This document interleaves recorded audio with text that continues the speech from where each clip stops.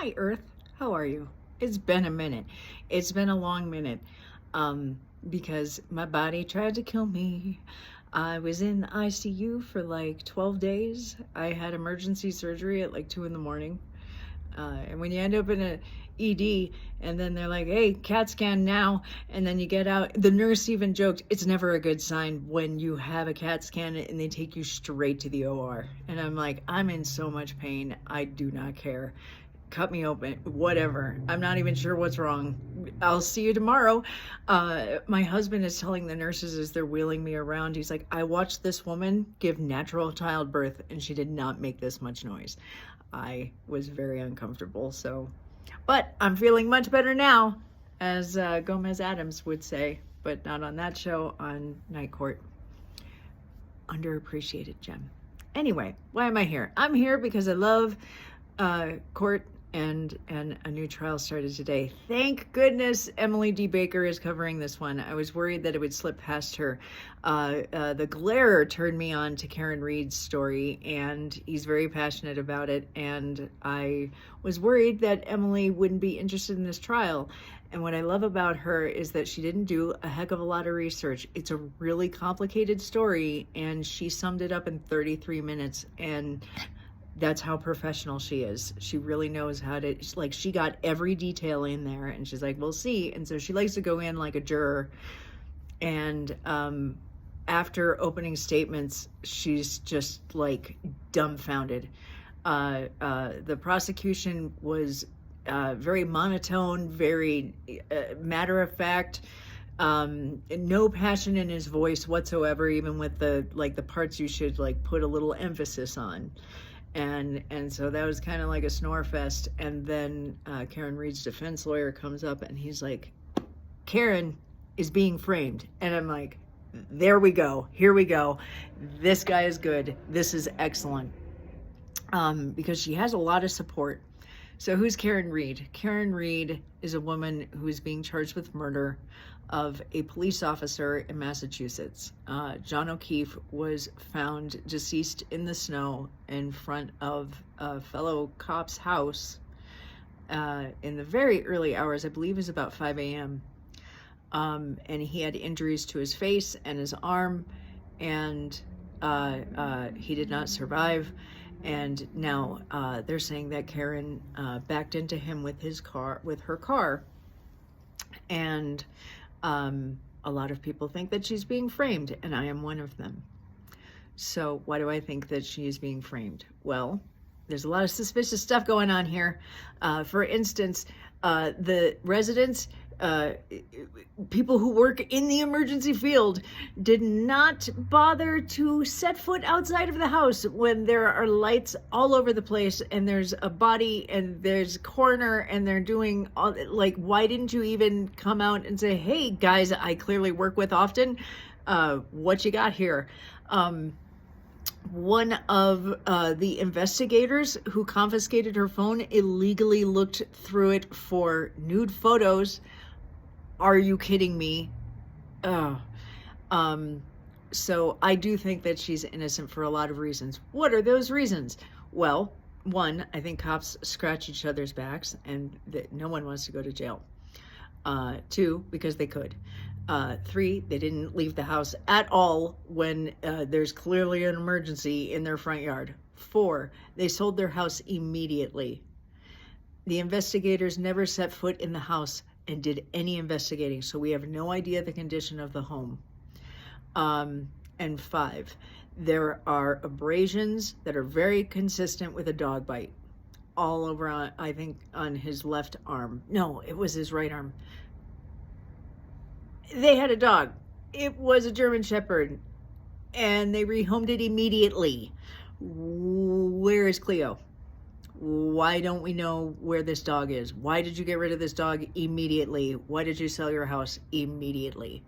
Honestly, the case against Karen is really weak, and they think there is a reporter who calls himself Turtle Boy, and boy, he's controversial, but he's funny, and he's a character, and I don't have to agree with everything he feels.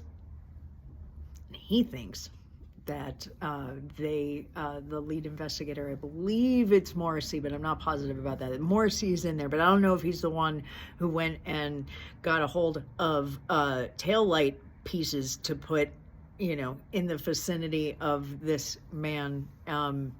When they investigated, they didn't bother to bring sterile things with which to collect evidence. So they literally went to a neighbor's house and got Solo cups and scooped up blood and snow from the front yard. And that is some of the evidence. That's just insane to me. So far, we're liking her lawyers more. This is a weird courthouse. It's a very, very old courthouse, which I have a lot of respect for, but I can't help but feel like the judge is accommodating the prosecution quite a bit. They've already moved courtrooms, and she made a comment that they didn't even have Wi-Fi in the building until last week. And no one dislikes computers less than me. Give me a card catalog and a quill pen, and I'm a happy woman. I don't like computers. How does a courtroom survive without Wi-Fi in this day and age? Especially since we were all doing remote stuff. That's just crazy to me. So we're talking, it's an old school situation, and they just got Wi-Fi, and so they're up to date now, I guess. I don't know, but it's going to be a really fascinating case, and Emily is a real pleasure to watch because she really is very fair. She's very middle of the road. She goes, like I said, she goes in like a juror, and she's a former prosecutor in LA, and she just knows the law really, really well. I highly recommend, if you haven't watched her, what are you waiting for? She's amazing. I wish she were my twin. We have so much in common. But she's comforting to hear, and I highly recommend you check her out. Or go to The Glare. He needs more views. He deserves to have a lot of people watch him live. And you know what? He was following this case first. I have to hand it to him. He was on this really, really early. And I'm proud of him for, like, he's gone from like a couple hundred people in his live feed to now there's like 1,300 people in his live feed every day. It's really neat. And there are a lot of people supporting Karen Read. There's several bands have written songs about this, and there are protesters all over the building. Despite what JLR says, Jonathan Lee Richards absolutely lies to his audience, full stop. And he's also harassing people as they're walking in and out of the building, to the point where they had to move the protest people. They had pro-Karen on one side, they had anti-Karen on the other. He's on the anti-Karen side, and he starts yelling like, how does it feel to be a cop killer? And he threatened someone else. He threatened like one of her prosecutors, like, how your mother? Like, he does all this research, and he just intimidates people, even though I can tell he's like maybe 5 feet tall if he's lucky. Like on an apple box, he's like 5 feet tall. Jonathan Lee Richards holds the world record for the most lawsuits ever filed. When he was in prison, he filed lawsuits against people who are not even living. I think it's like either in the 600s or the thousands of lawsuits that he's filed, to the point where he's never allowed to file a lawsuit again. And when he found out that the Guinness Book of World Records was going to put him in his book for being the most litigious asshole in the world, he sued them. That's JLR. And he is doing live streams and saying, oh, there's nobody supporting Karen. These are all anti-Karen protesters. Well, that's going to bite him in the ass, because he started yelling obscenities at everybody. Hey, cop killer, and how's your mom, and all that stuff. So he alone caused them to move the entire protest away from the building, and pro and anti-Karen protesters are now going to be clumped together. So now what are you going to live stream, JLR? What are you going to do? You're not going to be able to, who are you going to say? They're all, no, if you're wearing pink, I guess pink is her color, and so they're making t-shirts for Karen Read in pink, and it's awesome. So when you see the protesters, and if they're wearing pink, they're pro-Karen. Just so you know. Don't believe anything JLR says. I was kind of impressed that he did a good job at the manhunt thing. Like, he was all up in it when nobody was live streaming, when there was no news on the scene at all because the scene kept on changing, but he was there, and that was consistent and not biased, lying McLiarson kind of coverage.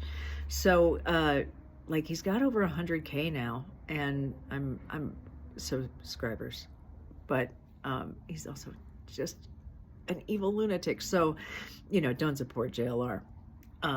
Watch him restreamed on the Glare, and he'll make fun of him, and you will be very entertained. So, if you wish to do that, please do so.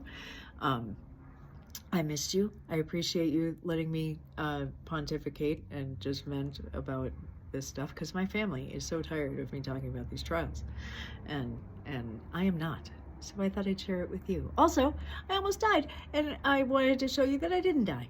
I'm here, amazingly enough. I hope you are great, and you know, if you have a second, you should like and subscribe.